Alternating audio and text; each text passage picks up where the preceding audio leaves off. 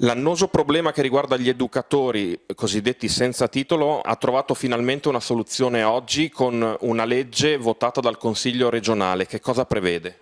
Questa legge prevede di salvaguardare gli operatori che operano con funzioni socio-educative dentro il nostro sistema dei servizi sociali integrati, permettendo, secondo requisiti di anzianità e in base al loro titolo di studio, di restare ad operare fin tanto che non saranno definiti in maniera più precisa i percorsi di riqualificazione che permetteranno loro di raggiungere il titolo. In un secondo punto si prevede di cristallizzare questa situazione e di stabilire ciò che succederà nel futuro, per cui fin tanto che non verrà approvata la legge nazionale che eventualmente apporterà delle differenze, potranno essere assunti solo quegli operatori che hanno il titolo di educatore professionale o che hanno il diploma di laurea L19.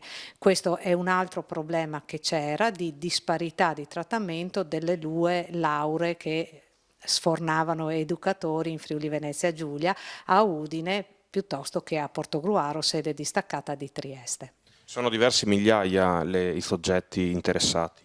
Sono almeno 2000 i soggetti interessati, da oggi in poi partirà un'attività, un lavoro consistente che servirà anche a capire con maggiore precisione quante sono le persone che necessiteranno di questi percorsi per arrivare al titolo di educatore o di animatore sociale che la Regione dovrà mettere in campo.